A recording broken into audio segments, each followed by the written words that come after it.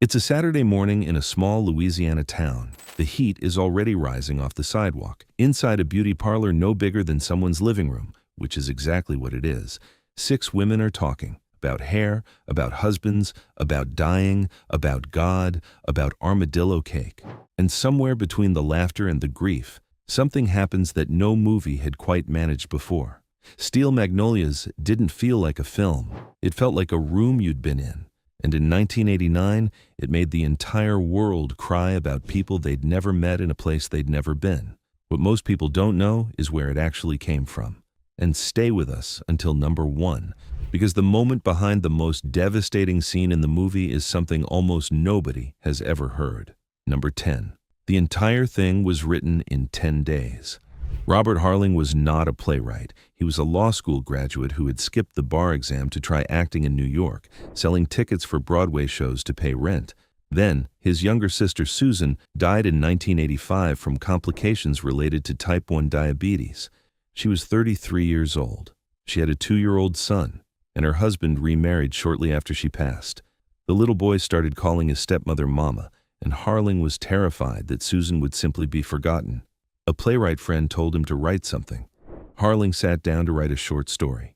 2 pages in, he realized he wasn't capturing how these women actually talked. They had their own rhythm, sharp, warm, funny in the middle of the hardest things. He moved it to a beauty parlor where no men could enter, and within 10 days, he had a complete play. He said the events were so powerful that once he found the story, it simply poured out of him. He had no idea what he'd written. He just knew it was true. 10 days, from grief to theater. That is the entire origin of Steel Magnolias. Number 9. Nicole Kidman's professional stage debut was playing Shelby. Before Dead Calm, before Days of Thunder, before any of it, a teenage Nicole Kidman was cast as Shelby in the first Australian production of the stage play. It was one of her earliest professional roles. The character who would later launch Julia Roberts' career first belonged to a young Australian actress who went on to become one of the biggest stars on earth. These things have a way of finding the right people eventually. Number 8. Bette Davis, Katharine Hepburn, and Elizabeth Taylor all wanted in. All 3 were turned down. When the play became a sensation in New York, every major actress in Hollywood made the pilgrimage to see it. Joan Rivers came, Lucille Ball came, Cher came, the Golden Girls came. When word spread that Elizabeth Taylor was attending, they had to close the street outside the theater. But it was Bette Davis who lobbied hardest. She personally invited playwright Robert Harling for tea at her New York hotel and pitched herself for the role of Wee Sari. She wanted Katharine Hepburn cast as Clary and Elizabeth Taylor as Truvy. As Harling rose to leave, Davis fixed him with a stare and said, "You may give the role of Weiser to someone else, but you and they will hear from Bette Davis." He gave it to Shirley MacLaine anyway. History does not record whether they heard from Bette Davis. Number 7. Meg Ryan walked out of this movie and straight into the most iconic romantic comedy of her career. Meg Ryan was the first choice for Shelby. She was attached to the film. And then the day the offer came through, she called back and said she had just been offered When Harry Met Sally with Billy Crystal. A leading role, not an ensemble, and that was her shot. She took it. Harling recalled hearing the news and understanding completely. Winona Ryder and Laura Dern were then considered. They were passed over. Eventually, a casting director said there was this girl, and when Julia Roberts walked into the room with that smile, Harling said he knew immediately. That was his sister. Roberts was 21 years old and had exactly 1 film credit, Mystic Pizza. That was the entire resume she brought to the most emotionally demanding role of 1989. Number 6. Daryl Hannah was rejected the first time. The reason was that she was too attractive. Director Herbert Ross looked at Daryl Hannah, who was at that point one of the most recognizable faces in Hollywood thanks to Splash and Roxanne, and decided she was simply too beautiful for the role of Annelle. The character was meant to be mousy, awkward, someone who blends into the background.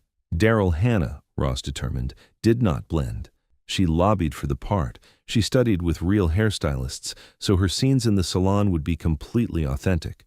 She eventually got the role, and the irony, the character she fought hardest for, became one of the film's most beloved. Sometimes the director's wrong. Number 5.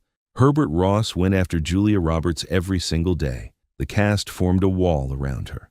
The veteran actresses on that set, Sally Field, Shirley MacLaine, Dolly Parton, had decades of experience and the confidence to match.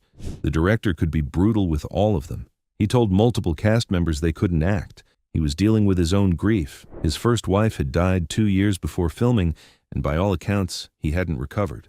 But Julia Roberts was 21, relatively unknown, and by Field's account, Ross singled her out with particular viciousness. He went after her with a vengeance, Field said. Roberts would go to Shirley MacLaine's house at night in tears, convinced she was terrible, convinced she was about to be fired. Every night, MacLaine would talk her down. Parton had her own response when Ross told her she couldn't act. She looked at him and said, "I know, that's not news to me, but it's your job to make me look like I can."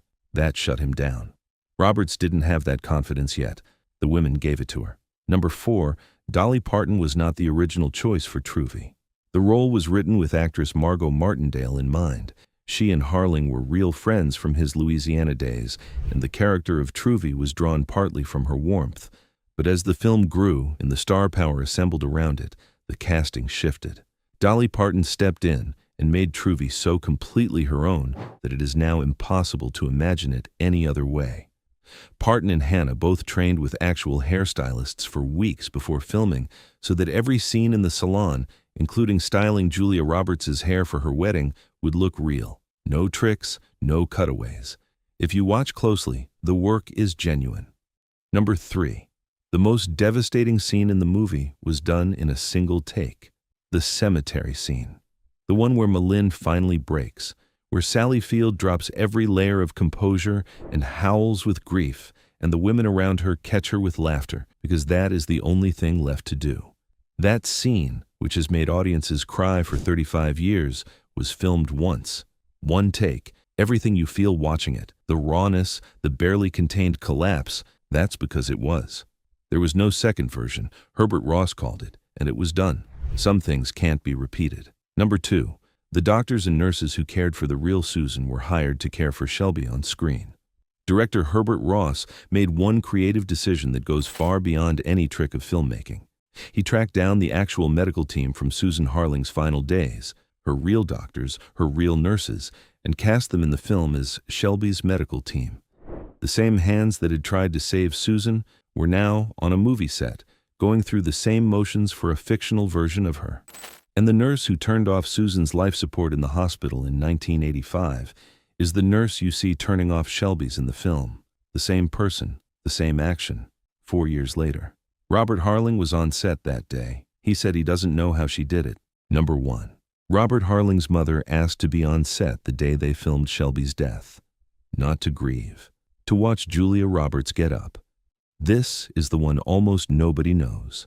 After the life support scene was filmed, after the nurse had done what she had already done once in a hospital room, Harling's mother, the woman who had lived every moment this story was drawn from, turned to her son and said simply, "I wanted to see Julia get up and walk away." She needed to see it. She needed to watch the actress playing her daughter stand up, alive at the end of a take, to see the difference between what happened in a hospital in 1985 and what happens on a movie set. Harling said he couldn't believe she had put herself through it. She told him it was fine. She told him the play was wonderful. That was the end of the conversation. She was the original Steel Magnolia. Everything else in the film flows from her. That is Steel Magnolias. A play written in 10 days, a cast assembled from grief and stubbornness, and a mother on a film set watching a young actress stand up because she needed to see her daughter live one more time. Tell us in the comments which fact hit closest to home.